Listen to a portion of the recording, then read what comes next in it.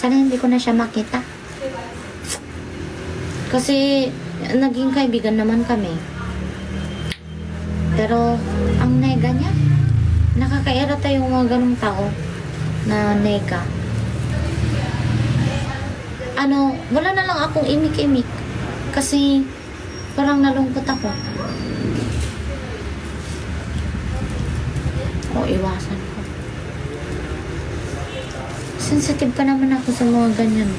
Kaya, sinasurround ko sa mga mas dumidikit ako sa tahimik. Yung tahimik. Ayaw kong sobrang maingay. Kasi, mostly, yung maingay, mahilig sila parang mangutya. Parang ganun. Yung katabi ko, teacher siya, maganda. Means di sila masarap sa life, masaya sa life. Oo, hindi ata. Nakaka-apekto yung minsan. Kasi, dadamdamin mo ba siya? Kasi, galing sa school, pagpunta dito, nasa isip ko na lang yun na, kaya hindi ko kayanin. Parang gano'n.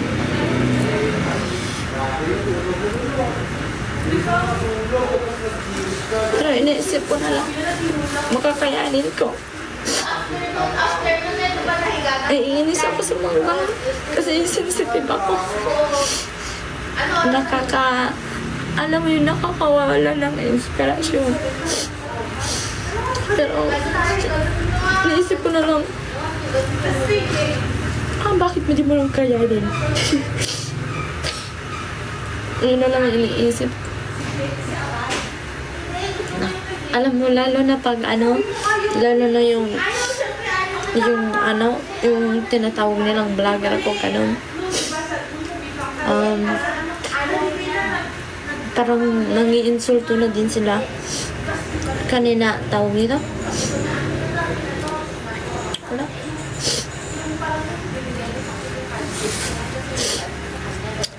Alam mo, pag ganun, iwas na lang ako.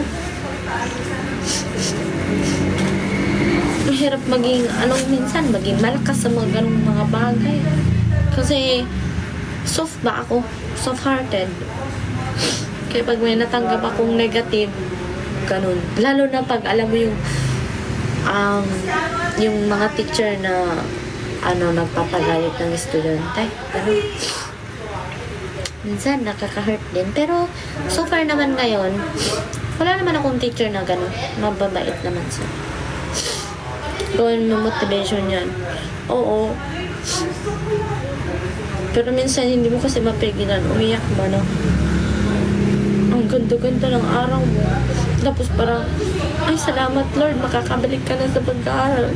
Tapos may mga taong gano'n ba na? Sabi na, ay, bakit ka ba bumalik? Natahimik na lang ako na. Parang matahimik ka na lang na. Sana hindi na lang kita nakita, walang yaka. Sinira mo yung ko? Yung, alam mo yung, ay, salamat naman at nakapasok na ako. Nakaka-low ba siya? Ay, kung vlogger ka. Minsan kasi, yung pagsabi nila ng vlogger, nakaka-insulto. Mayroon yung iba, no, parang masaya. Meron din yung iba na parang tawag nito, ini-insulto ka nila. Meron ganun. Pero, sino ba sila? Hindi mo talagang napiligan ng umiyak minsan. Pag mga ganong mga bago. Alam mo yung parang, ay, ang tuwa-tuwa mo na, tapos mag-ganun-ganun sila. It's okay to not be okay. True. Kanina ko pa dinadamdam. Simula nung pagbili ko hanggang ngayon. Pero pag naiyak naman ako, natatanggal naman siya. Next time, prangkahin mo din sila. O ngayon, nablangko ako. Tapos, tawag nito, iniisip ko na lang na next time, may magsabi lang noon, babarahin ko na. Huwag kang, pag mga ganon, barahin, no? Mahilig naman ako mambara. Pero minsan,